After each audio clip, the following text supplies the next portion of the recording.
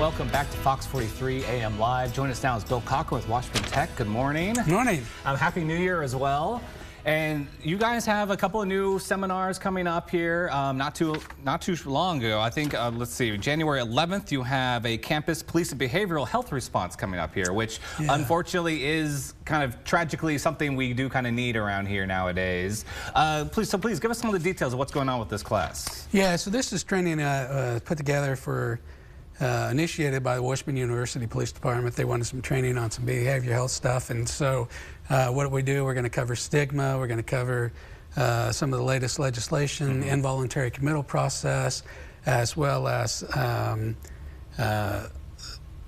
de-escalation techniques. But one of the interesting things is we're going to do a case study of major breakdown of the Virginia Tech shooting and all the things that took place there, and there was a lot of behavioral health issues that came to light and some issues with the individual, and so it's kind of a lesson learned thing, and how do we move forward, and how that particular shooting changed how we police campuses and universities. Okay, and that's great. So you kind of touched upon it, where you're looking at kind of past mistakes that have happened and how to improve upon that, but also kind of the need of mental health, which it's over the past couple of years has seemed to be growing in much more importance now, where people are finally starting to focus on that. So is that kind of a change, if you think it's coming? Yeah, so one of the big things is universities and campuses now provide a lot of behavioral health services to students and faculty on the campus. And so one of the things we're going to have a community resource panel, and so we'll have somebody from Vallejo, Somerville Behavioral Health, as well as from the university to talk about the services that they have. And then we'll also have somebody from the police department to talk about the co-responder program, where we put behavioral health professionals out there with the police department in the field. Wonderful. So who are you kind of looking to sign up for this class now? Like who's available to come in, and how do we do that? Well, when I put out the information, it's one of the things that I told them. If you have a campus in your jurisdiction, you would benefit from this training. And so really it's anybody across the state that would be interested. So I've had a few agencies that are going to be showing up besides Washburn University. So yeah, that's really what it's geared towards, is just kind of bring that to the forefront once again and remind them, and then say, hey, here are some best practices and how to move forward. And the other part is establishing that relationship with the law enforcement and the behavioral health community and addressing that, because a lot of your campuses, community colleges and stuff like that, don't have their own police departments, and so they rely on local jurisdictions.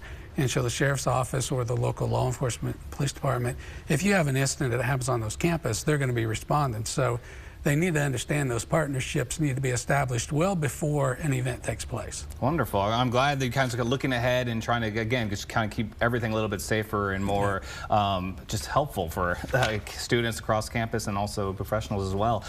So also you have another announcement as well, which I want to let you take that one. This is really an exciting project.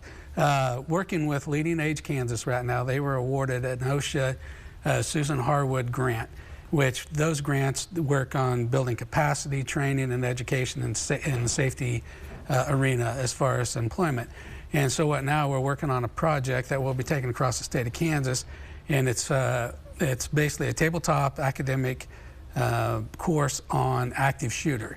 And we'll be taking that across the state, and the audience there is people that work within assisted living facilities in the state of Kansas and home care things.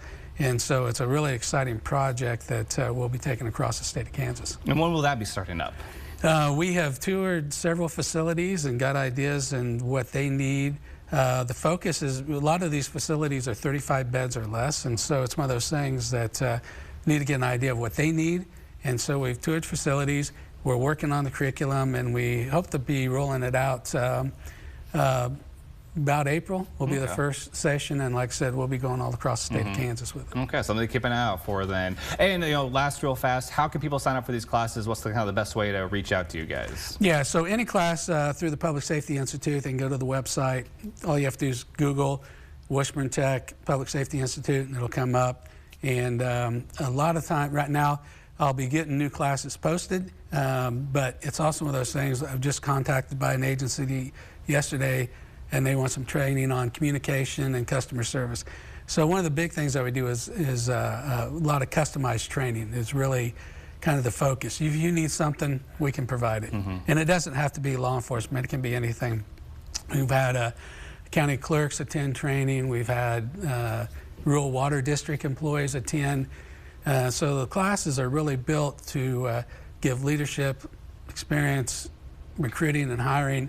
And then like we do have specific law enforcement ones, but we really build any type of training that you need. Wonderful. All right. Well, Bill, thank you so much for joining us this morning. And, you know, hopefully a lot of people a lot to learn coming up here in January. All right. And of course, everybody, if you want to learn more, you can visit washburntech.edu.